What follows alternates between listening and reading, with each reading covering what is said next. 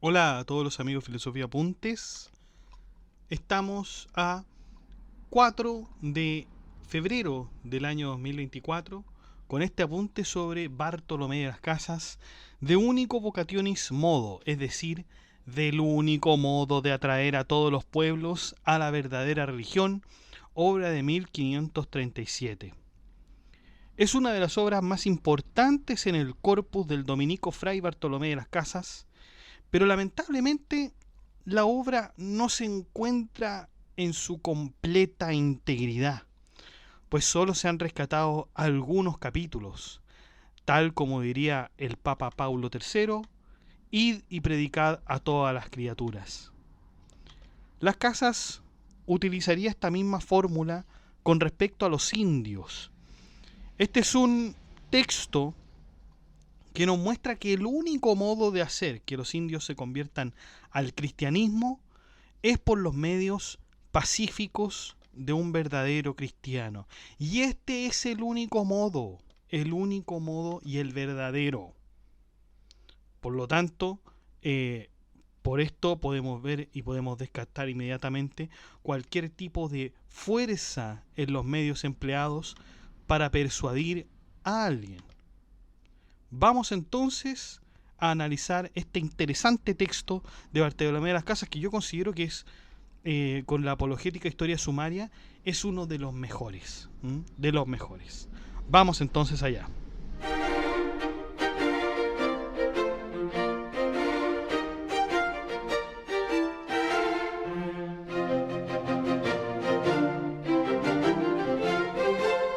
Bueno. Bartolomé de las Casas comienza diciendo que no hay hombre que no pueda recibir la doctrina cristiana. No hay hombre. Todos los indios tienen la inteligencia para percibir más o menos la doctrina. En consecuencia, no son seres irracionales que no puedan entenderla. Tienen sentido común, imaginación, ingenio, fantasía y memoria sensitiva. Tienen, a su vez, la aversión a ciertos vicios y la inteligencia para resistirlos. Por lo tanto, no son animales irracionales en términos aristotélicos, sino que todo lo contrario, son animales racionales, tal como los españoles, tal como cualquier visitante que los haya visto por primera vez. Vamos entonces con la primera parte, porque como les dije, este texto no está en su integridad, no está completo, no han sido encontradas las otras partes.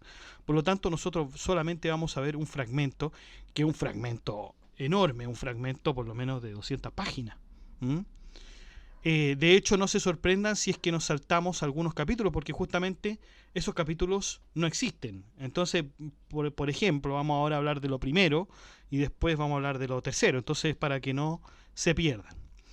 Y lo primero que habla Bartolomé de las Casas es el término suavidad. Suavidad. Las Casas nos dice que existe solo un modo por el cual la providencia otorgó al hombre la inteligencia para que cayera en cuenta de la verdadera religión: la persuasión del entendimiento por medio de razones y la invitación y suave moción de la voluntad. Se trata de un modo que debe ser común a todos los hombres del mundo, sin ninguna distinción de sectas, errores o corrupción de costumbres. La sabiduría divina mueve a las criaturas racionales para que realicen sus propios actos, pero son las enseñanzas de la fe el modo por el cual los hombres se acercan a la verdadera religión, establecida por una ley común. Y así dice el Mateo 28:19: Id pues e instruid a todas las naciones, bautizándolas en el nombre del Padre, del Hijo y del Espíritu Santo, enseñándolas a observar todas las cosas que yo he mandado. Por lo tanto, aquí en este Mateo 28:19 hay un mandato del cristiano a instruir a todas las naciones y bautizarlas en el nombre del Padre y del Hijo, enseñándolas, no forzándolas, enseñándolos a observar todas las cosas. En Romanos 10:17 se dice: la fe viene del oír y el oír depende de la predicación de la palabra de Jesucristo. En consecuencia, el modo de enseñarle a los hombres la verdadera religión debe ser un modo delicado, dulce y suave. Pero este modo no es otra cosa sino la persuasión del entendimiento y la moción de la voluntad. Esto también es tratado en la obra de Santo Tomás de Aquino a propósito del libro de Sabiduría, donde se señala en Sabiduría 8.1, fíjense el versículo, dice: se extiende poderosa de uno al otro extremo y lo gobierna todo con suavidad. O sea, voy a repetirlo, dice: se extiende poderosa de uno al otro extremo y lo gobierna todo con suavidad. Esta palabra suavidad va a ser una de las palabras claves que va a utilizar Bartolomé de las Casas para tenerla como un elemento de la persuasión. En el Concilio Vaticano I, si no estoy equivocado, Sabiduría 8.1 es justamente lo que acabamos de decir, junto con el término suavidad. Sin embargo, si usted observa cualquier otra Biblia, va a ver una traducción bastante distinta. Dice: se despliega con vigor de un extremo al otro y gobierna el universo con acierto. No dice con suavidad. Estoy leyendo la Biblia de nuestro pueblo de Luis Alonso Schockel. Y no dice lo mismo, o sea, no ocupa el término suavidad, sino que ocupa el término acierto. Y bueno, hay varias otras que se debaten entre acierto y suavidad en el Sabidurías 8.1. Otros dicen que se encuentra en el 7.30. Puede ser, digamos. Pero lo que yo veo naturalmente en las Biblias, digamos, que he consultado, que en Sabidurías 7.30 se dice lo siguiente. Se dice que porque a la luz sucede la noche, pero contra la sabiduría no prevalece la maldad. Claro, y ahí de alguna manera podríamos entender que la sabiduría tiene este concepto de suavidad, de bondad. Jamás tiene un concepto de fuerza, un concepto de brutalidad, o lo que los españoles entenderían mucho más tarde, en los sucesivos siglos, como aquella famosa frase que dice: la letra con sangre entra. No. Aquí Bartolomé de las Casas está diciéndonos todo lo contrario. Y bueno, la consecuencia de la guía natural es dulce, delicada y suave, no forzada ni violenta, como corresponde con el grado de conocimiento que tienen los hombres por sobre los demás seres. De hecho, es así como se propaga la fe del Evangelio, por medio de una predicación que es un modo suave de llevarla a cabo. Movimiento natural. Todas las cosas tienen un movimiento natural a las que se dirigen. En el mundo de la naturaleza, los cuerpos pesados se mantienen en la tierra, mientras que los más ligeros se mantienen en el aire. Sin embargo, para los seres racionales, dicho movimiento se realiza a través de su libre albedrío para que voluntariamente escuche, voluntariamente obedezca y voluntariamente preste su adhesión y su obsequio a lo que oye.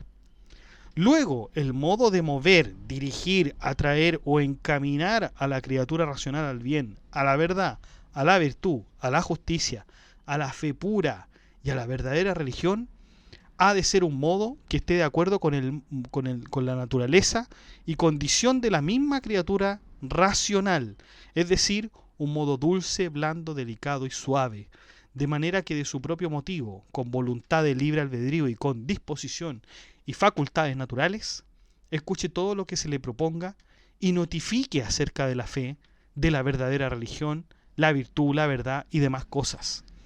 Así dice el Eclesiástico 6.5: las palabras dulces multiplican los amigos y un lenguaje amable favorece las buenas relaciones.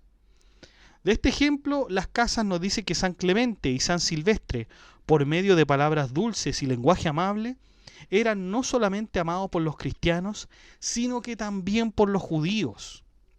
Valerio Máximo también nos hablaba de lo importante del lenguaje cordial. Él decía: La dulzura de la afabilidad se apodera también de la fiera índole de los bárbaros, y suaviza la ciega y feroz mirada de los enemigos, y doblega los espíritus más ensombrecidos por la victoria. Ni es para ella cosa ardua o difícil encontrar camino apacible entre las armas enemigas, o entre las espadas que encuentra a su paso. Triunfa sobre la ira, disipa el odio, mezcla la sangre enemiga con las lágrimas de los enemigos, y hasta las órdenes dignas de admiración que Aníbal da para las exequias de los romanos. Asimismo, el gran Aristóteles nos decía que la benevolencia es el principio de la amistad. Las criaturas racionales deben atraerse a la fe y a la religión cristiana dulce, blanda y suavemente, de manera que oigan, acepten, reciban y crean lo que con relación a la fe y a la religión se les notifica, obrando de su propio movimiento, con voluntad de libre albedrío y con una disposición natural. Demostración de la persuasión. Las Casas se propone a demostrar cómo es que ocurre esta persuasión y posteriormente excitación de esa voluntad. En primer lugar, para que el entendimiento asienta a las proposiciones de la fe y de la religión cristiana, que es la única verdadera, se requiere necesariamente que se persuada por medio de razones. Y como la voluntad es la que manda y mueve las potencias del alma hacia sus propios fines, se requiere también que esta facultad se incline y se mueva en virtud de alguna razón que tenga, suficiente para moverla y que le parezca aceptable, encontrándose así en posibilidad de mandar que el entendimiento asienta determinadamente a una de las diferentes partes que se le presentan, en atención a lo que parece bueno y razonable en esa determinada parte. No de otra manera cree un hombre en las palabras y en el testimonio de otro hombre. Cree porque encuentra conveniente creerle en atención a su autoridad, a sus buenas razones y también a la utilidad que haya al dar fe a sus palabras. Y esto también lo razona Santo Tomás de Aquino por medio de proposiciones, no preposiciones, sino que proposiciones. La primera consiste en que se mueva por el objeto mismo que se conoce, el cual o se conoce por sí mismo, como sucede con los principios primeros que forman el dominio del entendimiento, o se conoce mediante otro objeto previamente conocido, como sucede con las conclusiones que constituyen el campo de las ciencias. Y lo que atañe a la fe y a la religión cristiana no se conoce por sí mismo ni mediante otro objeto anteriormente conocido. La segunda manera consiste en que el entendimiento asienta a alguna proposición no porque se mueva suficientemente por su propio objeto, sino porque obedece a una elección que lo inclina a dar voluntariamente su asentimiento a una de las partes que se le ofrecen. Y de esta manera se asienta las verdades de la fe y de la religión cristiana, pues la voluntad es la que obliga al entendimiento a que se determine a dar su asentimiento, aunque no se mueva en virtud de algún objeto conocido. En este caso, la voluntad que elige el asentir determinada y precisamente a una parte y no a otra, es la causa del ascenso del entendimiento. El hombre, esto ya es un punto aparte, antes de dar su asentimiento, considera, investiga y discurre, pasando de una a otra por las diferentes afirmaciones acerca de la fe que ha escuchado. Es necesario en consecuencia que por medio de razones se persuada el entendimiento del hombre a quien se va a enseñar la fe y la religión cristiana. De modo que en fuerza de la reflexión y de la investigación vea que es bueno y útil dar su consentimiento y su ascenso a una de las proposiciones que se le ofrecen. Se confirma lo dicho con la práctica del apóstol San Pablo. Persuadimos a los hombres teniendo la razón del Señor. Eso es lo que decía San Pablo. Y en los Hechos de los Apóstoles se lee que San Pablo, entrando después en la sinagoga, predicó libremente por espacio de 3 meses, disputando con los judíos y procurando convencerlos en lo tocante al reino de Dios. De ahí que se entiende la persuasión por medio del razonamiento. Ahora las Casas quieren analizar el aspecto de la excitación de la voluntad. Porque ya, con todo lo que hemos dicho, ya aseveramos que, la voluntad o el modo de persuadir se hace a través del entendimiento y del razonamiento. Vamos ahora con la voluntad, que no es necesariamente este elemento que tiene que ver con una lógica proposicional, como lo decía Santo Tomás de Aquino. A mí una cosa puede ser muy racional y puede que yo no tenga voluntad contra ella, ¿no? Como la voluntad, por ser libre, tiene una disposición natural para ser llevada al bien de una manera suave, como se ha probado ya, y sobre todo, como no es posible obligarla a creer, por impedirlo la libertad del libre albedrío de que está dotada, se infiere claramente que es necesario exhortar, excitar o atraer con halagos para que se incline al objeto al cual se pretende inclinarla y tienda y se encamine a él de su propio motivo y de una manera suave, como queda también dicho.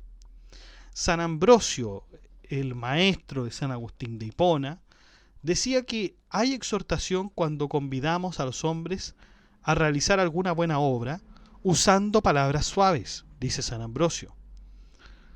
Uno de sus grandes discípulos, San Agustín de Hipona, decía: ninguno viene a mí si mi Padre no lo trajere. ¿Qué es lo que decimos aquí, hermanos míos? Si somos traídos a Cristo, luego creemos contra nuestra voluntad. Luego se nos hace violencia. La voluntad no se siente movida. El ánimo se atrae con el amor. ¿Y cómo puedo creer voluntariamente si se me atrae? Pero yo te respondo que es poco decir que eres atraído de tu propia voluntad, porque eres atraído por tu propio deleite. ¿Y qué significa el ser atraído por el medio del deleite? Cifra tus delicias en el Señor y satisfará los deseos de tu corazón. Tiene cierto deleite en el corazón el hombre a quien le es dulce aquel pan celestial.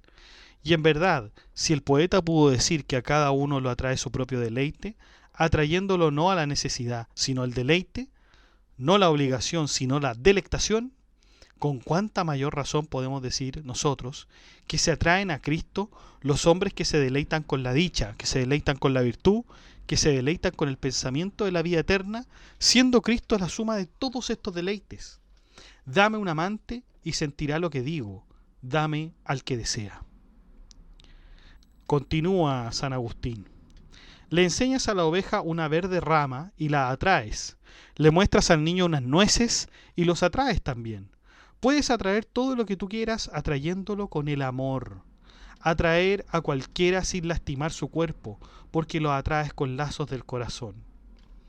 La voluntad para mover el entendimiento del hombre, que va a recibir las enseñanzas de la fe y de la verdadera religión, a que preste su asentimiento y adhesión a la verdad de la misma fe y religión, se atrae, se mueve e inclina de un modo dulce, delicado y suave de su libre albedrío y más todavía por medio del placer, de la delectación y del amor. Esta es entonces la primera parte de nuestro único modo de convencer a los pueblos a la verdadera religión. Vamos entonces con el tercero. Fíjense cómo nos saltamos, porque íbamos del primero y vamos ahora al tercero. Parece ser entonces que la segunda parte está absolutamente perdida. Vamos entonces con el libro tercero. Conocimientos. Los conocimientos se realizan de dos modos, natural y voluntario. Se habla de que se realiza de forma natural cuando entiende algo sin que haya precedido ningún raciocinio. En este modo de entender, el entendimiento no puede disentir una vez que haya entendido los términos respectivos, ni tampoco puede la voluntad dejar de creer que sea verdad lo que se propone como verdadero. Así, las proposiciones primeras denominadas primeros principios, dignidades o primeros conceptos del alma, como son, por ejemplo, que no puede suceder que una cosa sea y no sea al mismo tiempo, es decir, principio de no contradicción, o, por ejemplo, que el todo es mayor que cualquiera de sus partes, ¿no es cierto? No vamos a poder dudar de esos grandes principios. Y en efecto, estas proposiciones se entienden naturalmente solo por la luz natural del entendimiento agente, sin necesidad de un raciocinio previo. Por otro lado, se entiende voluntariamente cuando aquel conocimiento no se manifiesta inmediatamente como verdadero, sino que es necesario un raciocinio previo. No se admiten proposiciones como verdaderas a menos que así lo quiera. Según Dionisio, raciocinar es llegar al conocimiento de una verdad inteligible, procediendo de una cosa conocida a otra desconocida por medio del discurso de la razón. Según San Agustín, dice que el raciocinio es la investigación que la razón hace. Por cierto, dentro de la voluntad es necesario que exista un entendimiento que sea lógico y coherente, porque en caso contrario, la voluntad no podrá sentir aquello que no entiende. Hay casos en que el entendimiento y la voluntad no alcanzan a llegar a un consenso, pero eso es porque el entendimiento y dicha voluntad no tenían el mismo objeto. Como dice Dionisio, nadie puede tender a un objeto malo. El entendimiento es el principio del acto humano que contiene la raíz de la libertad, aunque según el filósofo, es decir, Aristóteles, son dos los principios, a saber, el entendimiento y la voluntad. Además, el alma debe estar libre de las perturbaciones del alma. Entre ellas, la casa identifica algunas que vamos a nombrar ahora. En primer lugar, entonces, tenemos la tranquilidad. En segundo lugar, la libertad. En tercero, el tiempo. Y la cuarta, voluntad exenta de violencia. Sin alguno de estos elementos, el alma se perturba y en consecuencia no se podría hablar derechamente de voluntad. Verdad de la fe. La verdad de la fe no tiene que ver con los elementos naturales que hemos mencionado, pues la verdad de la fe no es evidente por sí misma. En consecuencia es menester que exista un raciocinio previo. Se infiere de aquí que, para que puedan creer las verdades que conciernen a la fe y a la religión, aquellos hombres que las ignoran, es necesario que su razón y su entendimiento se estén en estado de quietud y tranquilidad. Y por eso que estén alejados de toda inquietud, de toda pasión que pueda traerles cualquier perturbación. Vamos con el punto o libro cuarto, apetito de la voluntad, el amor. Como habíamos señalado anteriormente, existe una inclinación natural que está en todas las cosas. Sin embargo, en el hombre existe una inclinación distinta, porque tiene el libre albedrío. Las criaturas inteligentes, sea natural que de la forma inteligible se origine una inclinación de la voluntad a sus propias operaciones y a su propio fin, en virtud de que mediante la forma inteligible percibe una cosa que se le presenta como conviene y atractiva. Y conmoverse y ser atraído de esta manera por un objeto determinado no es otra cosa sino amarlo. Porque conocemos, pues, alguna cosa, por eso la amamos. Y desde el momento en que la amamos, la deseamos si está ausente, y nos deleitamos con ella si está presente. Nos entristecemos si se nos impide alcanzarla, y odiamos lo que no nos permite llegar a ella, o lo que de ella nos aparta, y nos airamos. En fin, contra cualquier cosa que nos estorbe la posesión de la cosa amada. Como se infiere entonces de esto, para lograr esto es menester usar de un medio conveniente y connatural a la criatura humana o racional, obrando así de una manera debida, útil y eficaz. Esto es, se necesita, en primer lugar, que la razón discurra pasando de una cosa oída y conocida a otra desconocida, que enseguida el entendimiento perciba y juzgue o dé su parecer. De acuerdo con Santo Tomás de Aquino, las verdades de la fe y de la religión, así como las de cualquier otra virtud, se nos expongan y expliquen, sosegada, tranquila y dulcemente, empleando un modo apacible y suave, rogativo y atrayente, y con intervalos sucesivos de tiempo, para que podamos pensar primeramente sobre las afirmaciones que se nos proponen e inferir si hemos de creerlas, y aceptarlas dando nuestro consentimiento, o hemos de desecharlas manifestando nuestra inconformidad, para saber en resolución si son afirmaciones que nos convienen y son dignas de que las creamos, según se demostró arriba con la autoridad de San Agustín. Porque es verdad que nadie puede creer alguna afirmación si no ha conocido antes que debe creerla. Esto, muchachos, nosotros ya lo hemos visto, ya lo hemos verificado antes con San Agustín de Hipona. Este es el principio agustiniano de que para uno creer en algo, primero tiene que tener fe. No puede uno escuchar al otro por medio, anteponiendo el razonamiento. Uno primero tiene que creer lo que le dicen y después podrá uno confirmar, indagar, investigar si aquello que le dijeron es verdad. Pero en primera instancia tiene que tener fe, tiene que creer. tiene que creer. Imagínense que no fuera la fe y que fuera primero la razón y que todos nos estemos objetando a priori. No se podría producir ningún conocimiento, ninguna conversación, absolutamente nada. El profesor no podría enseñar efectivamente. Entonces, claro, este principio de que no se puede creer, perdón, no se entiende si no se cree. Nisi credideritis, non intelligetis. Este principio que lo repetimos tanto en nuestros podcasts de filosofía sobre Agustín, viene ahora a ser convocado por Bartolomé de las Casas. Sigamos. Pero si tales verdades se propusieran con arrebato y rapidez, con alborotos repentinos y tal vez con estrépito de las armas que respiran terror, o con amenazas o azotes, o con actitudes imperiosas y ásperas, o con cualesquiera otros modos rigurosos o perturbadores, cosa manifiesta es que la mente del hombre se consternaría de terror, que con el grito, el miedo y la violencia de las palabras se conturbaría, se llenaría de aflicción y se rehusaría, de consiguiente, a escuchar y considerar. Se confundirían, en fin, sus sentidos externos al mismo tiempo que los internos, como la fantasía o la imaginación.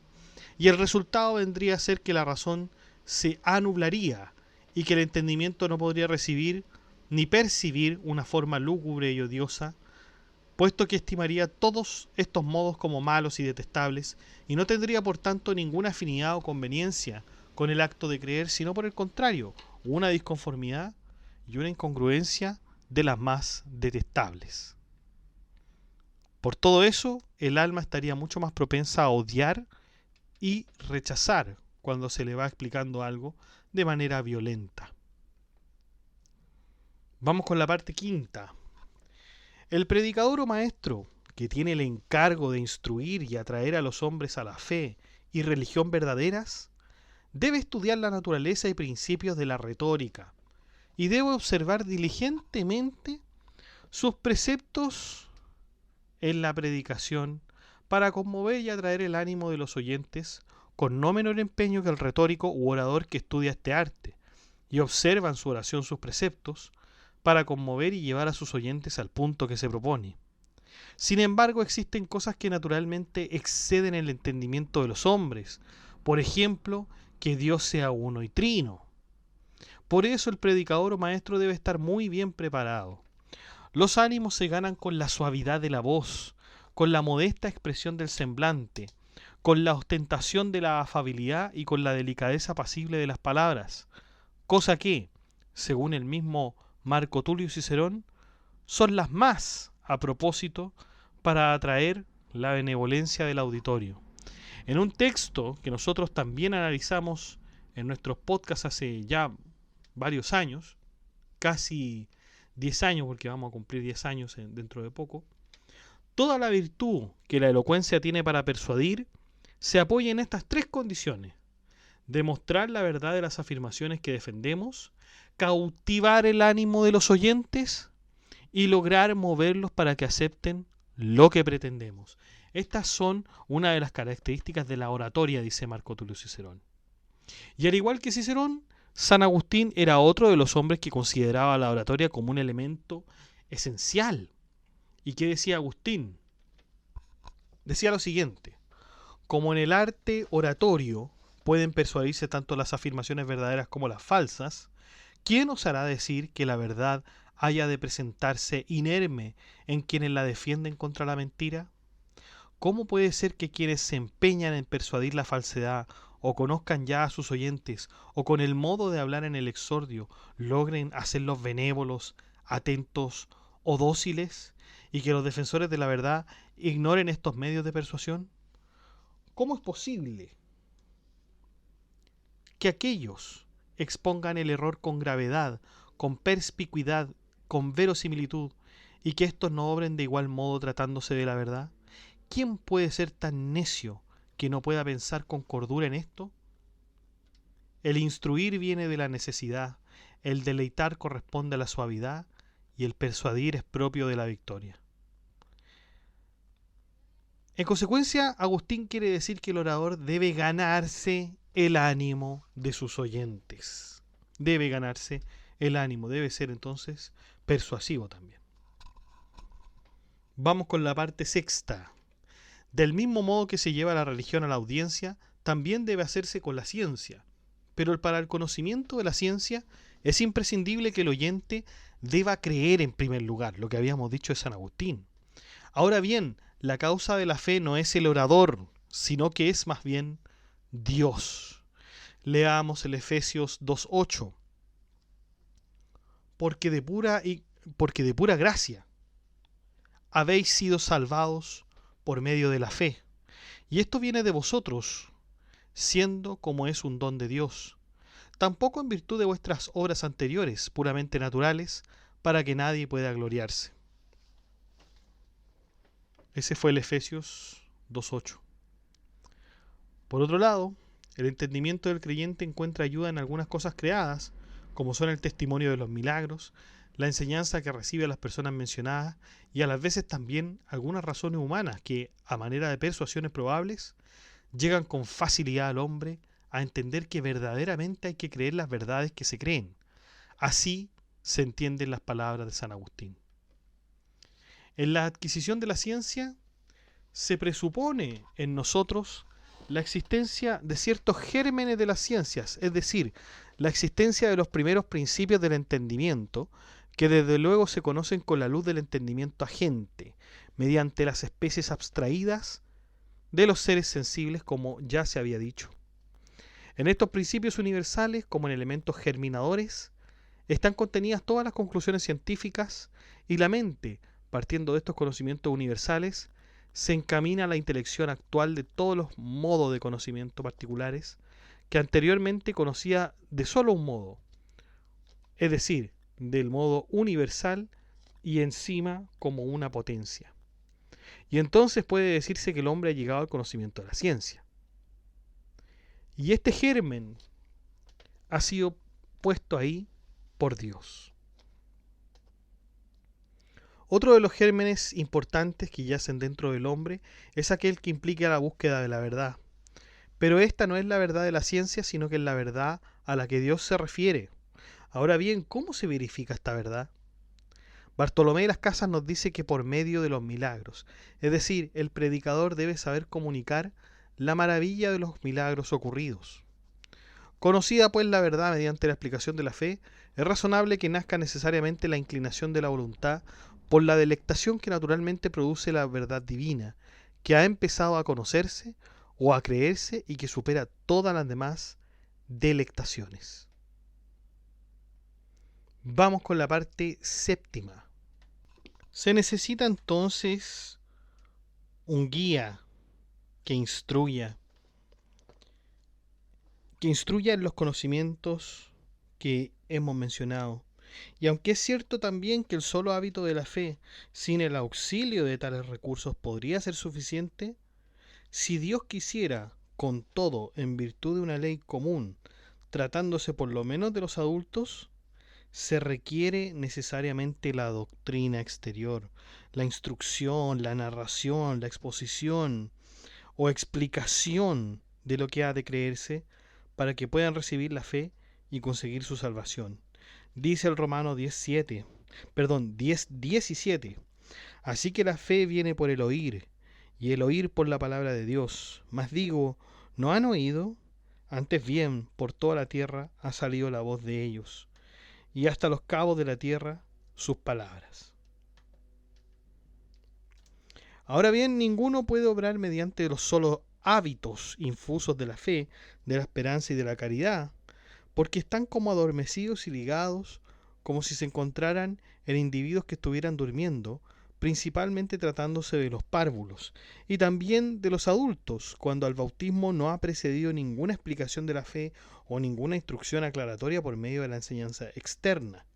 Aunque se supiera el caso de algún infiel que sin ninguna instrucción previa no pusiera ningún óbice, esto parece imposible.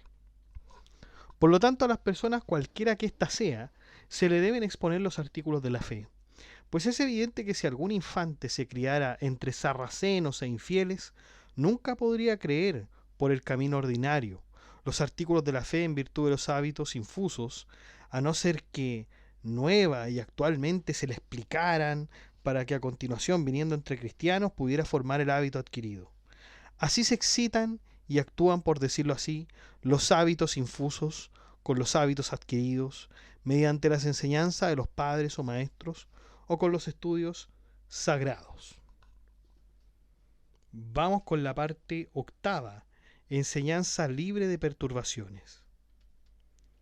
Para adquirir los conocimientos de alguna ciencia, es menester que el hábito de los principios se determine y explique por medio de los sentidos y que el maestro preste ayuda al entendimiento, proponiendo, explicando, aplicando, fortaleciendo, guiando, a fin de que el entendimiento agente reciba las formas o especies inteligibles y las grabe o imprima en el entendimiento posible. Ya hemos establecido que la enseñanza debe estar libre de todas las perturbaciones del alma y de los sentidos. De otro modo, la enseñanza de las escrituras no será efectiva. Por consiguiente, para conocer la ciencia necesariamente se requieren en el ánimo o entendimiento la tranquilidad, la quietud y la ausencia de la oscuridad que traen las pasiones humanas. Consecuentemente, el instructor o maestro debe precaverse diligentemente contra las perturbaciones del temor, de la tristeza, del dolor, de la ira y de las demás pasiones semejantes. Y debe, por el contrario, tomar el modo y camino de la naturaleza según el mismo filósofo, es decir, según el mismo Aristóteles, cual habíamos citado. Prosigue Aristóteles, en todo caso, demostrando que este orden con que la naturaleza procede en sus obras, gradual y paulatinamente de lo imperfecto a lo perfecto, es un orden necesario, porque es natural, en fuerza del apetito de la misma naturaleza, que tienda a un fin determinado. Por eso, dice, se hace una cosa en atención a otra, es decir, lo imperfecto y anterior se ordena a lo perfecto y posterior, y es necesario que así también se proceda en el arte. Se demuestra, por tanto, que así como en las obras de la naturaleza se tiende al fin, gradual y paulatinamente siguiendo un orden natural, porque tienen en sí una aptitud natural para ser hechas en la forma, y porque, al contrario, como se deduce de metafísica, la naturaleza se horroriza ante todo lo violento y repentino, porque está fuera de la aptitud natural o inclinación de los seres naturales, e impide la prosecución del movimiento espontáneo ya empezado. Opone estorbos para que no comience, por donde la violencia es un ímpetu que hace fuerza. Luego, el modo natural de atraer a los hombres al conocimiento de las ciencias es un modo persuasivo con respecto al entendimiento y motivo excitativo o suavemente atractivo con relación a la voluntad. El proceso de llevar a los hombres al conocimiento de la fe y la religión es similar al proceso de enseñar la ciencia. Se destaca la importancia de la enseñanza del maestro y la instrucción del discípulo, así como la existencia de principios comunes y la necesidad de avanzar de lo simple a lo complejo en ambos casos.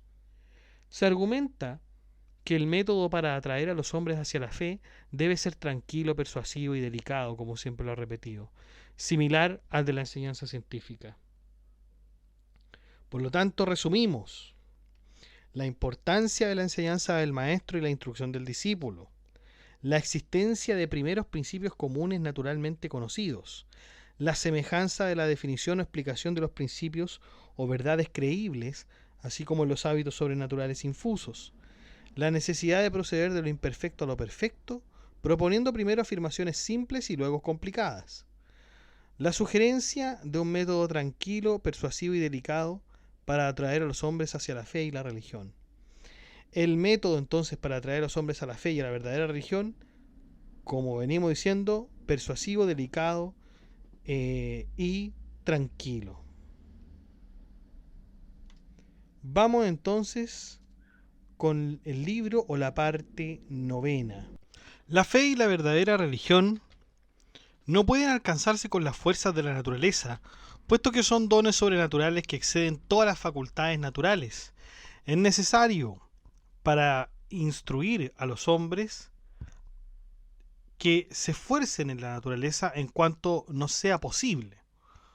ocurramos al arte en todo aquello en que unos hombres, por la tendencia de su natural aptitud, puedan ser dispuestos, preparados, ayudados e iluminados por otros hombres para que puedan recibir la fe y la religión. Es natural que nos parezca justo el que se nos hable de alguna cosa del modo como estamos acostumbrados a oírla. Pero si se nos dice alguna cosa que esté fuera de lo que estamos acostumbrados a oír, advertimos desde el punto de vista de la verdad que no se nos presenta semejante a lo que estamos acostumbrados a oír, sino que se nos presenta como menos conocida, como menos verdadera, siendo todo efecto de que tal cosa está fuera de lo acostumbrado. Y las cosas que no nos son familiares no pueden hacérsenos tales sino en fuerza de una frecuente repetición de los actos correspondientes, por donde aparece la necesidad del arte que viene a subsanar las deficiencias de la naturaleza. Las cosas que nos son familiares por la costumbre no son más conocidas, y la razón de este hecho se encuentra en que la costumbre se reduce a una naturaleza, porque la costumbre engendra en nosotros un hábito que inclina el modo como la naturaleza inclina, y por eso se dice que la costumbre es una segunda naturaleza. De ahí concluye Aristóteles, que en esta familiaridad y en esta proporción estriba la grande fuerza que tiene la costumbre, y lo demuestra con el ejemplo de las leyes, hablando de esta forma.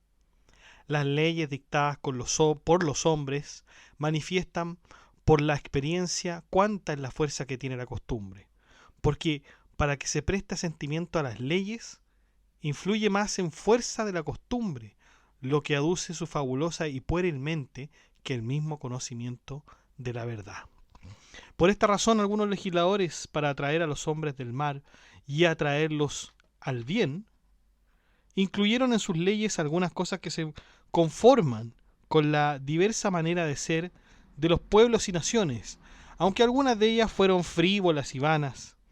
Los hombres, sin embargo, por haberlas oído desde su niñez, y por tanto en fuerza de la costumbre, les dan su aprobación mejor que al conocimiento de la verdad. Por lo tanto, esta parte novena nos habla de lo importantísimo entonces que es la costumbre. Vamos por la parte décima. Con respecto a la misma línea, un sabio filósofo que, empleando cierto arte, atrajo a los hombres primitivos que vivían en un estado salvaje y muy semejante al de las fieras, a un género de vida más humano, a la aceptación de la educación en las buenas costumbres, al conocimiento de Dios y al culto de la religión divina tal como existía entonces, logrando que se reunieran para vivir juntamente dentro de la constitución y comunidad propia de las ciudades. ¿Y este filósofo quién es? Es un filósofo que describe Marco Tulio Cicerón, que reza de la siguiente forma el párrafo de la obra de Cicerón. Pues hubo un tiempo en que los hombres, a semejanza de los animales salvajes, vagaban esparcidos por los campos, viviendo de la caza y sin disponer nada con el dictamen de la razón, sino gobernándolo casi todo por la fuerza. No tenían en cuenta todavía ni el culto de la religión divina, ni los deberes que la humanidad impone. Ninguno había visto matrimonios contraídos conforme a las leyes. Nadie sabía con certeza cuáles eran sus hijos, ni había quien comprendiera la utilidad que podría traerle la equidad del derecho. Así que, por el error y la ignorancia, la pasión, ciega y temeraria, dominadora del alma, abusaba de las fuerzas corporales para satisfacer su apetito, trayendo su séquito de perniciosísimos males. Entonces un hombre magnánimo, sin duda y adornado de prudencia, comprendió qué disposición había y cuánta aptitud se encerraba en el ánimo de los hombres para realizar cosas de las más grandes, si hubiera alguien que la aprovechara mejorándola con la educación. Y usando de medios a propósito, se dio ese hombre a la tarea de reunir en un lugar y congregar a aquellos hombres dispersos por los campos y ocultos en selváticos albergues, e induciéndolos a todo lo que fuera útil y honesto. De fieros e inhumanos como eran, pudo hacerlos tratables y apacibles, contradiciendo ellos el principio por la falta de costumbre y escuchando después con más empeño, en vista de la razón y por el convencimiento de la palabra. Este filósofo que nos describe Marco Tulio Cicerón no tiene nombre, no tiene un nombre, digamos, pareciera ser absolutamente anónimo, pero es la idea la que quiere transmitir, ¿no es cierto? Que había un hombre bastante sabio que se dio a la tarea de educar, de alguna manera, a aquellos salvajes. Otro autor es Plutarco, quien se refiere de la siguiente manera: pues hubo un tiempo en que los hombres vivían una vida desenfrenada, salvaje y señora de la violencia. Esta vida ilegal, es decir, fuera de toda ley, fue desapareciendo con la introducción de las leyes, y después, teniendo ya las leyes suficiencia para evitar los delitos públicos, sucedía, sin embargo, que muchos delinquían privadamente.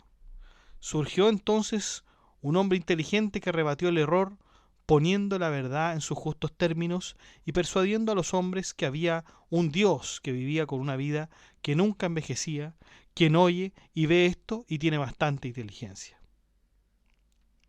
Nuevamente, pareciera ser que Plutarco se refiere al mismo filósofo de Marco Tulio Cicerón. No tenemos esa información, pero por la lectura pareciera ser que sí, o por lo menos por la forma en que da las casas de entender estos relatos, ¿no? Luego de esto, Bartolomé comenta la historia de un rey de Babilonia llamado Evil-Merodach, tan maligno y tan tirano que llegó al extremo de hacer que se despedazara el cuerpo de su padre en 1000 fragmentos, mandando que se dieran a otros tantos buitres, temiendo que resucitara. Nunca pudo oír de nadie, ni menos aceptar, ningún consejo o alguna reprensión por su vida perversa. Antes, por el contrario, maltrataba frecuentemente a quienes lo aconsejaban o reprendían, no escapando con vida algunos de ellos.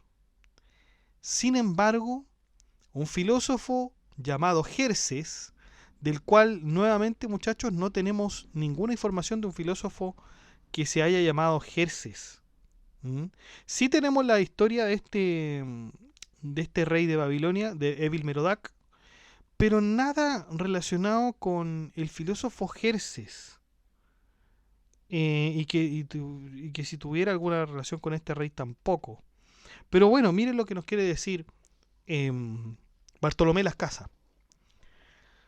Jerses había inventado el ajedrez.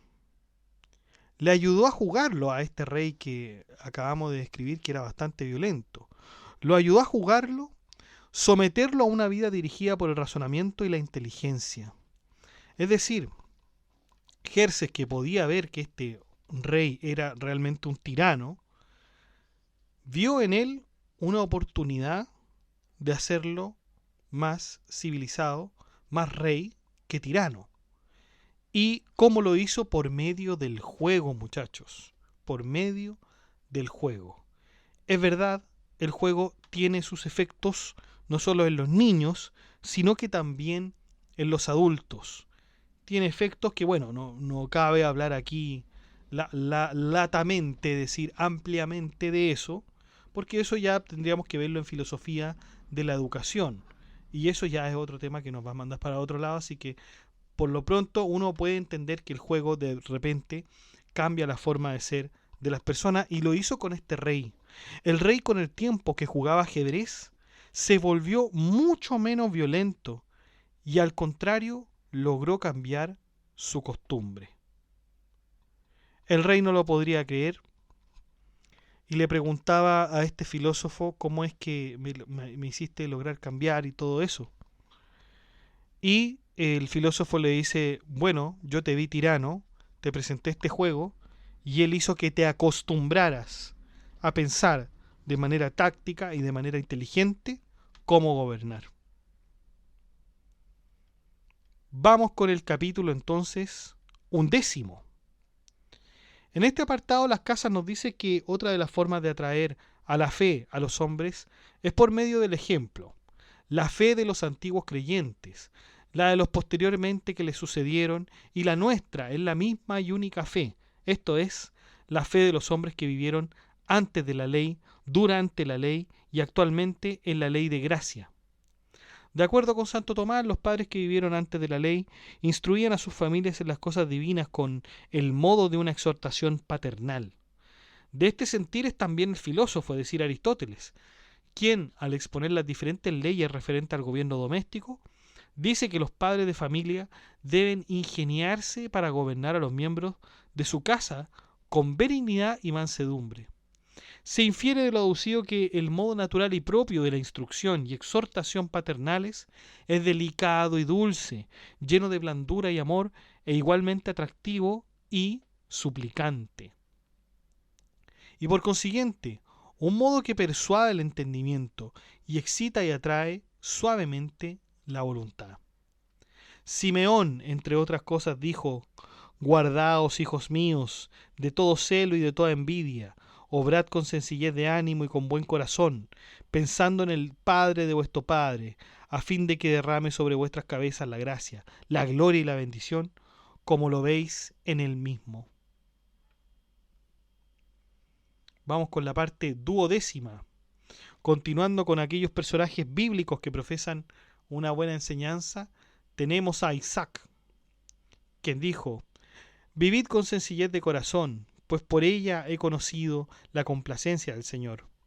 El hombre sencillo no ambiciona las riquezas, ni toma los bienes de su prójimo, no apetece ricos manjares, ni busca variedad de vestidos, no se promete largos años de vida, sino que acepta únicamente la voluntad de Dios, y nada pueden contraer los espíritus de la maldad. Guardad pues, hijos míos, la ley del Señor, conservad la sencillez y vivid con inocencia. No os limitéis a contemplar los mandatos del Señor y las acciones del prójimo, sino que yendo adelante, amad a Dios y a vuestro prójimo, y compadeceos del pobre y del enfermo.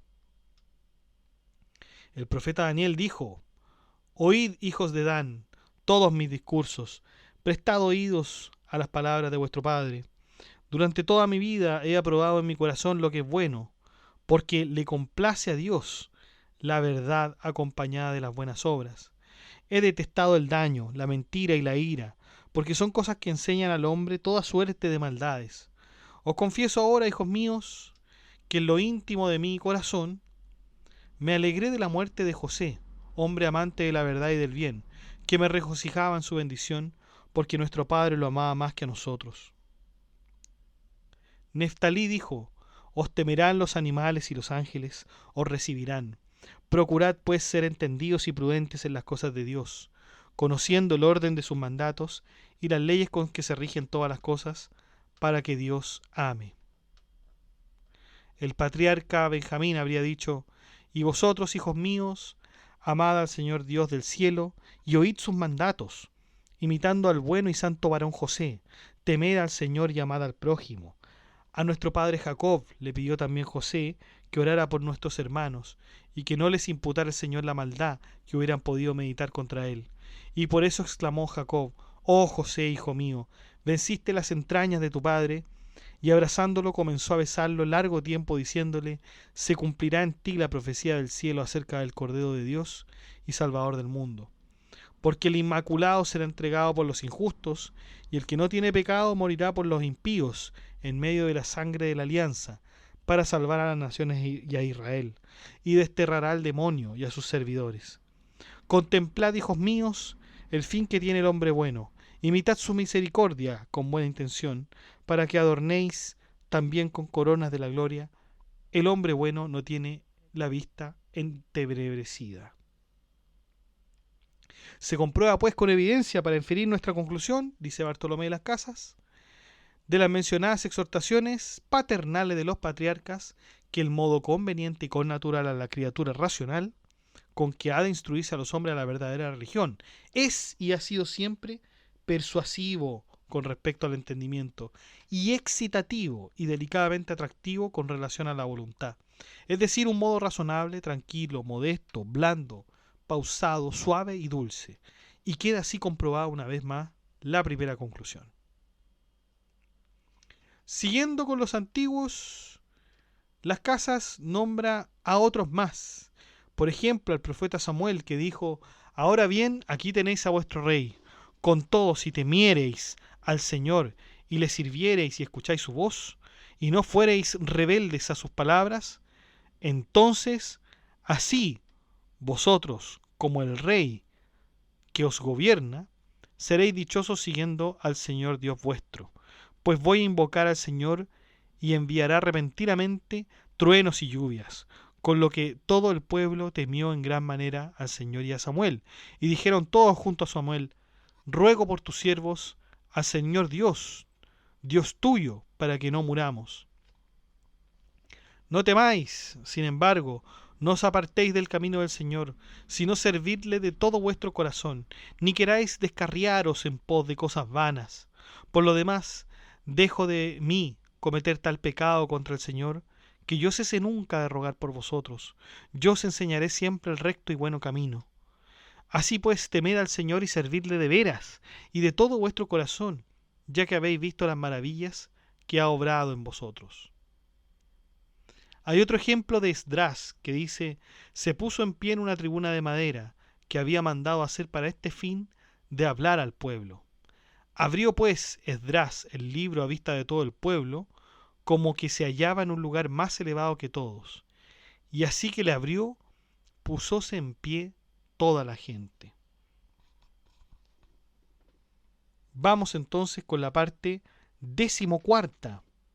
Muchos pasajes de la Biblia demuestran la persuasión que debe tener el predicador. En Isaías 2:3, fíjense lo que se dice: y todas las naciones acudirán a él, y vendrán muchos pueblos y dirán: ¡Ea! Subamos al monte del Señor. Cuando en este versículo se emplea la expresión ¡Ea! Subamos, se está señalando inmediatamente una voluntad persuadida.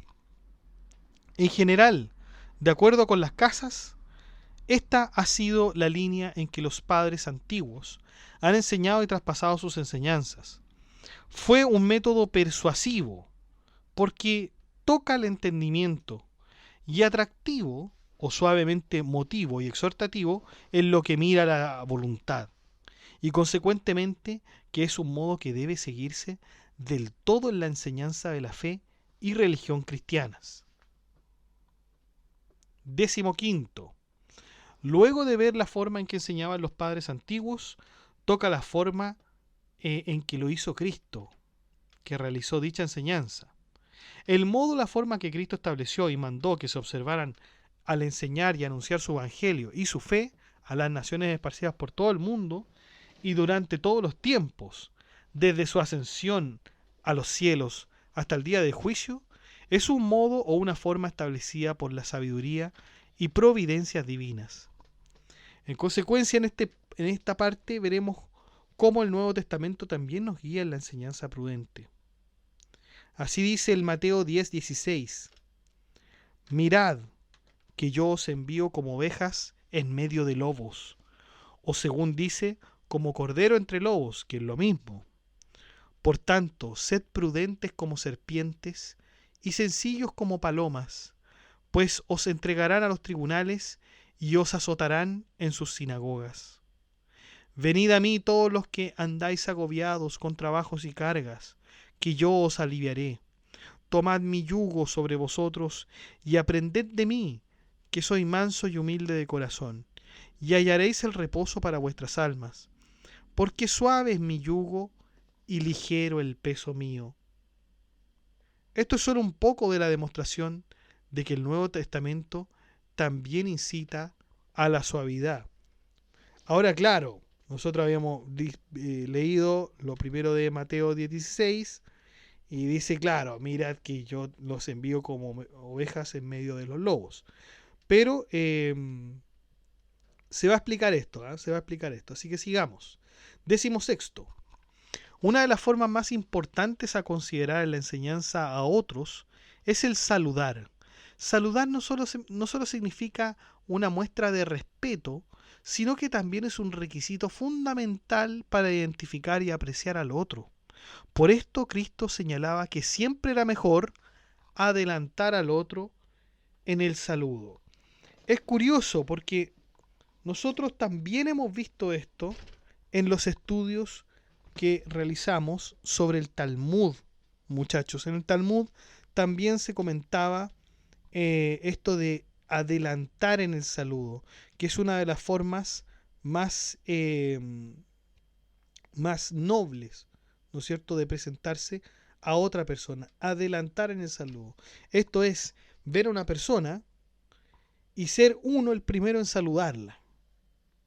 Ser uno el primero en saludarla.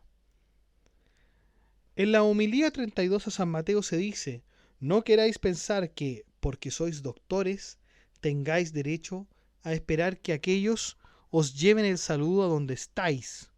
Por el contrario, adelantaos en honrar y sed los primeros en saludar. Jesucristo mandó que en la salutación se pronunciaran principalmente estas palabras: la paz sea en esta casa. Tal vez porque los hebreos y sirios, entre quienes se encontraban entonces los apóstoles, se acostumbraba a este modo de saludar, como lo insinúa San Jerónimo al comentar a San Mateo, o bien porque es evidente que ninguna otra manera de saludar encierra en sí mayor número de bienes, como la de saludar a algunos deseándole la paz. Porque todo saludo contiene la petición de bienes para la persona a quien se saluda, y este modo de saludar comprende muchísimos bienes. Es necesario, por otra parte, que los santos predicadores gocen de buena opinión también entre los infieles, y a este propósito dice San Jerónimo: ha de elegirse el huésped fundándose en la opinión del pueblo y en el dictamen de los vecinos, para que la infamia no menoscabe la dignidad del predicador. Esto dice San Jerónimo. Si los apóstoles hubieran exigido dinero por las curaciones y grandes beneficios que hacían, sin duda que sus oyentes no dejarían de contristarse mucho. Pero como nada exigían, eran gustosamente amados de ellos, los cuales se empeñaban con facilidad en oírlos con el mayor interés y con la mayor atención, y en recibir la doctrina que se les enseñaba. 17. Hasta ahora hemos podido ver lo concerniente de hablar con suavidad y persuasión. Pero ¿qué pasa? Y este es quizás el tema, muchachos, que persigue todo el resto de la obra. Porque uno puede decir: ya, perfecto, vamos a persuadir mediante la suavidad, como decía en las sabidurías 8.1. Vamos a hacerlo con ese propósito, vamos a tratar de persuadir a las personas. Pero claro, ¿cuál es el fantasma que persigue toda esta obra hasta ahora? Es justamente el caso en que el receptor del mensaje, es decir, a quien se trata de persuadir, no quiera recibirlo, no quiera escuchar. ¿O qué pasa si esa persona, sin querer escuchar, podría haber entendido bien el mensaje? Ya, perfecto, entiendo tu mensaje, lo comprendo súper bien, pero no lo acepto, no quiero, porque ahí está la voluntad, ¿no es cierto? La voluntad también es válida cuando a uno se le presentan cosas que pueden ser muy lógicas, pueden ser muy cuerdas, etcétera. Bueno, y si no lo quiero realizar, como por ejemplo un consejo, cuando se le da un consejo a una persona sobre, no sé, puede ser cualquier tema, un consejo sobre finanzas. ¿Mm? Y esa persona lo escucha a la otra, qué sé yo, le enseña sobre finanzas, pero finalmente no quiere tomar el consejo. No quiere ponerlo en práctica, no quiere hacerlo. ¿Qué pasa en ese caso? Porque si nosotros lo extrapolamos al caso de los indios, que se supone que son de alguna manera infieles porque no creen, pero también por una parte no son instruidos, pero también por otra parte cometen cosas atroces como por ejemplo el canibalismo. Entonces ahí hay un problema. ¿Y qué pasa si incluso a esa persona que se le trata de convencer recurre a la violencia? ¿Qué ocurre en ese caso? ¿Qué pasa en ese caso? Pareciera ser que hasta ahora esa pregunta no está respondida. Pero veamos.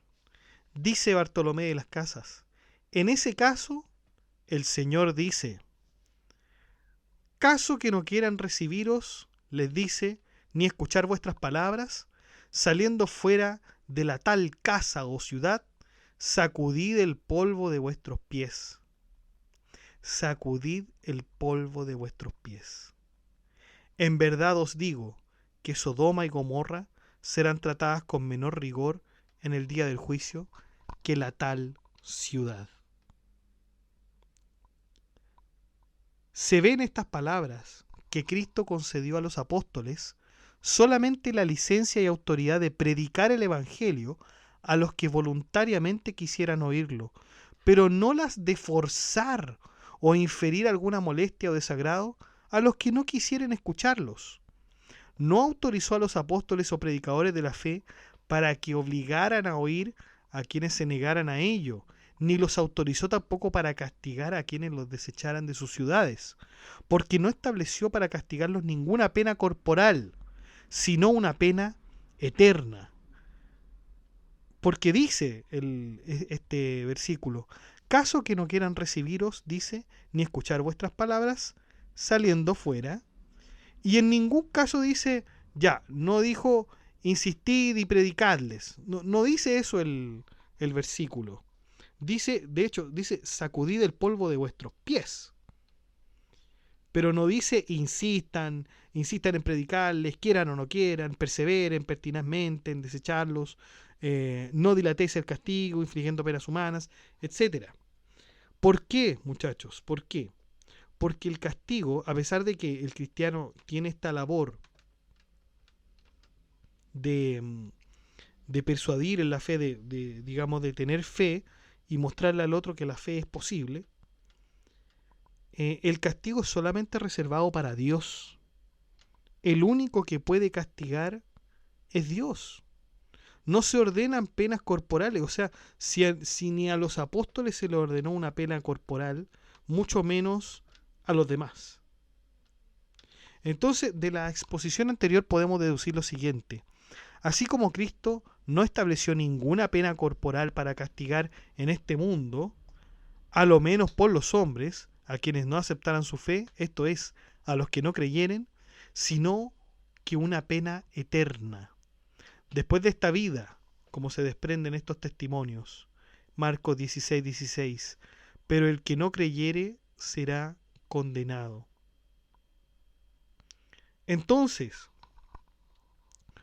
aplicado esto a los indios, si a los indios se les explica que en la fe se les trata de persuadir y no hay éxito, bueno, no importa, se les va a tener que dejar, haciendo todo el trabajo de persuadirlo, después de hacer el trabajo de persuadirlo, se les va a tener que dejar, porque la condena no va a ser para el predicador que no tuvo éxito, poniendo todo el empeño, sino que para aquel que no creyere. Para aquel que no creyere. Esa persona entonces será condenado. Así dice el Marcos 16:16. Pero el que no creyere será condenado.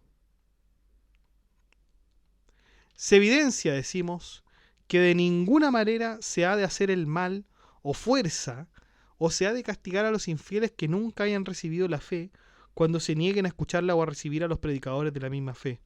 Y evidentemente aparece luego la consecuencia, que quienes obran de manera contraria se convierten en usurpadores del juicio que a Dios corresponde, y consiguientemente se hacen a manera de transgresores del precepto divino.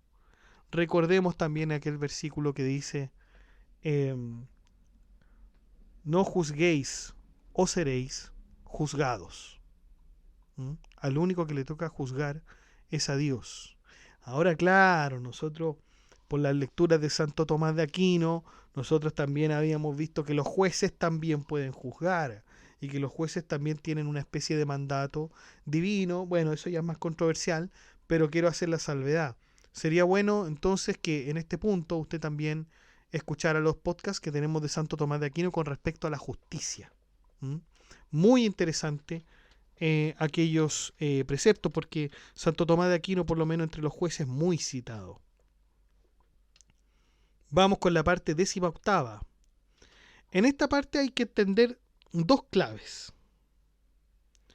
Una que dice, mirad, dice, que yo os envío como ovejas en medio de lobos. ¿Se acuerdan cuando habíamos dicho esto? O como cordero entre lobos. Con estas palabras les enseñó a los apóstoles y a los discípulos que era necesario que fueran no solamente pacíficos y despreciadores de los bienes temporales o transitorios, graves y humildes, moderados y liberales, porque graciosamente derramaban grandes beneficios, caritativos y agradables a sus huéspedes, de buena fama y sin que pudiera tachárseles ningún defecto o desorden, sino que debían también ser pacientísimos y en tal grado fuertes con la paciencia, que pudieran vencer con la mansedumbre a todos sus adversarios y perseguidores. No los envía a los deleites, sino a los padecimientos, donde habéis de portaros con inocencia, porque el que tiene el encargo de predicar no debe hacer males, sino tolerarlos. No los envía con poder de armas, para que con la violencia sometáis las naciones a vuestra doctrina, como lo hizo Nabucodonosor, enviando al general de sus ejércitos, Holofernes, a subyugarle todos los pueblos y a destruirle sus dioses, para que él solo pudiera ser tenido por Dios, sino que os envío como ovejas entre lobos, esto es, como personas que a nadie dañan ni pueden dañar. Os envío tales que podáis sufrir las injurias de quienes quiera que sean. Vamos con la parte 19. En esta parte las casas nos dice que es necesario tener la visión y misión que tenían los apóstoles. Un ejemplo lo da con respecto a los judíos. Era necesario que los ministros que iban a predicar la penitencia y el perdón a todos los pueblos empezaran por Jerusalén, no solamente porque a los judíos se confiaron las palabras de Dios y porque a ellos corresponde la adopción de hijos, y la gloria y las alianzas y las leyes, sino para que los pueblos envueltos en los errores y en los crímenes alentaran la esperanza del perdón, en vista, sobre todo, de esta señal de la piedad divina, es decir, viendo que se les concedía el perdón a los que crucificaron al Hijo de Dios. Habiendo pues partido, iban de lugar en lugar anunciando el Evangelio y curando enfermos por todas partes.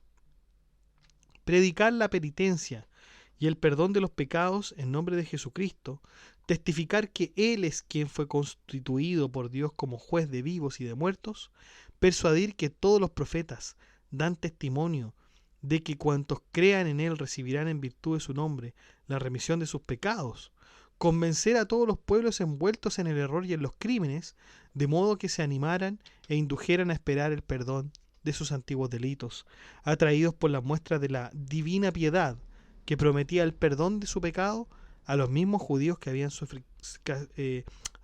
crucificado al Hijo de Dios. 20. Los apóstoles siguieron el ejemplo de Cristo sin mudar nada y realizaron todas sus tareas de modo efectivo. Este presupuesto es absolutamente lógico, toda vez que los agentes superiores sean seguidos por los seres pacientes y que de este modo se le asemejen. He aquí como las obras de Cristo hablan lo mismo que si hablara Él con palabras. En consecuencia, tanto las obras de Cristo como sus mismas palabras tienen fuerza de ley divina, son elementos constitutivos de la ley y de una obligación que debe tener eficacia para todos los hombres, así grandes como humildes, para los apóstoles, papas y obispos, para los emperadores, reyes o príncipes cualesquiera y cualquiera que sea el estado, la dignidad o la excelencia en que estén constituidos, para todos, cualquiera que sea la condición, cualquiera que sea el grado, el empleo o el género de vida, porque se trata de la ley de aquel que es Señor de todos, de los príncipes y de los reyes de la tierra. En su última parte, Bartolomé de las Casas nos dice, va siguiendo con el ejemplo y nos dice lo siguiente: recorrieron todo el mundo aquellos pescadores y encontrándolo enfermo, lo devolvieron a la salud y mirándolo en ruinas, le dieron estabilidad. Sin mover escudos, sin estirar arcos, sin arrojar saetas, sin derramar dinero, sin confiar en su misma elocuencia. Estaban desnudos de medios temporales, pero se hallaban revestidos de Cristo. Eran pobres, pero estaban ricos por otra parte. Carecían de dinero, pero poseían el reino de los cielos. No recibían consuelos humanos, pero tenían en cambio a su Señor. Estad cierto, les dijo, que yo estaré con vosotros todos los días hasta la consumación de los siglos. Recorrieron toda la tierra, andando las ovejas juntamente con los lobos. Envió las ovejas a los lobos, pero no fueron heridas por estos animales, sino que por el contrario, adquirieron los lobos la mansedumbre de las ovejas. Y esto yo creo que es el punto más cúlmine de la obra. De hecho, terminamos la obra, muchachos. Pero este es la guinda de la torta, ¿no? Es el ejemplo más grande de la obra. O sea, fueron como ovejas a los lobos, pero no fueron heridas, sino que hicieron que los lobos se hicieran mansos ante las ovejas. Realmente esto es una obra, muchachos, que recorre muchas cosas importantes, no solamente con esto de los pueblos indígenas de América, sino que es para tantas cosas, ¿no? Es para tantas cosas, por de pronto la comunicación. La comunicación en estos días, esto que ha permitido también las redes sociales, pareciera ser que uno lo primero que hace es insultar. Parece que de alguna forma no nos gusta persuadir. No nos gusta persuadir por los medios apropiados o buenos o que son que lógicamente se deberían usar. Pareciera ser que es mejor el insulto. Es mucho mejor el insulto. ¿Por qué? Porque es fácil. ¿Mm? Es mejor utilizar la violencia, que es reactiva, que es instintiva, que yo no tengo que pensar nada para ser violento, como decía Séneca, ¿ah? El filósofo del Imperio Romano. Es llegar y hacerlo, ¿no? Llegar y hacerlo, no se controle, usted diga lo que tenga que decir, tiene totalmente la libertad de decirlo, pero eso es lo que realmente persuade. Un carácter fuerte realmente persuade. En primera vista podríamos decir que sí, alguien que grita más, que levanta más la voz, que insulta más, que pareciera que tiene más insultos que la otra persona, parece que gana en un debate, gana en el convencimiento. Y es triste porque la gente también se convence de eso. Se convence de eso y piensa que esa es la forma de persuadir a otros. ¿Mm? En el caso que vemos en Comento, por supuesto, a los indios no se les realizó ninguna especie de persuasión. Podría ser que más de alguno lo habría hecho, quizás los dominicos, los frailes, por cierto, lo hayan hecho de la buena forma. Porque de hecho, incluso muchachos, hubo muchos indios que realmente aceptaron esta persuasión y aceptaron ser sometidos voluntariamente, pero sin ningún vicio de voluntad. Ojo, y a través de ningún engaño. Pero también hubo, como lo atestigua Las Casas y algunos otros frailes dominicos, en que sí lo hubo, y esto es lo que está denunciando de alguna manera. Entonces el único modo de atraer a las personas a la verdadera religión no es a través de la violencia, ningún tipo de violencia estoy hablando, ni física, o sea, por de pronto física ya no podríamos de ninguna manera. ¿Mm? Ni tampoco verbal, ni tampoco verbal. Elevemos el discurso de nuestros pensamientos, muchachos, de nuestros argumentos.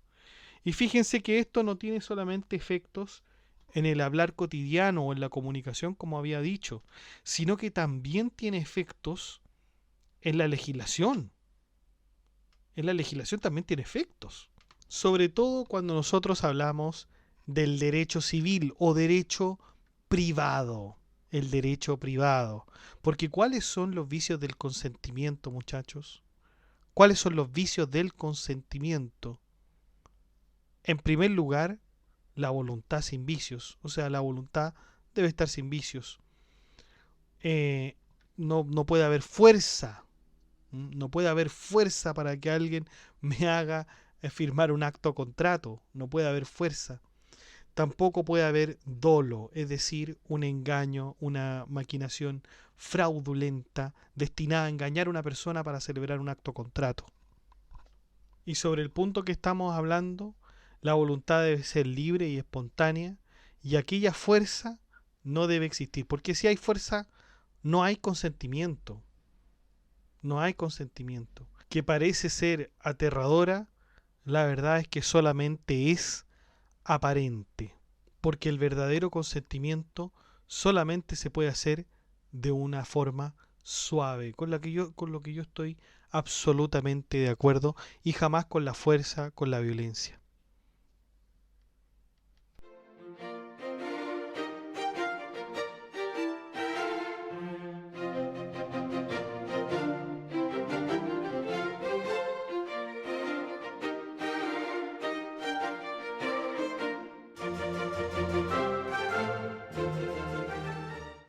Bueno chicos, eso ha sido todo. Muchas gracias por escuchar este podcast. Si le ha gustado, dé like, comente, comparta, suscríbase, acceda al blog que está en la descripción del video, haga soporte en PayPal o en Patreon. Saludamos a nuestros mecenas romanos que son Abstract Panicker y Ricardo, que colaboran con este proyecto de Filosofía Apuntes mensualmente. Un abrazo chicos, un gusto que estén acá. Y también saludamos a nuestro mecenas medieval, que es Gab Welther, que también colabora con una membresía un poco más alta que los mecenas romanos y que ya se ha mantenido en el tiempo apoyando este proyecto educativo. Muchas gracias, Gab Welther. Un abrazo. Y usted también puede ser colaborador en Filosofía Apuntes inscribiéndose en las membresías que aparecen en el botón unirse de cada video. Usted presiona el botón unirse, van a aparecer 4 membresías con distintos precios y usted puede elegir el que mejor le convenga.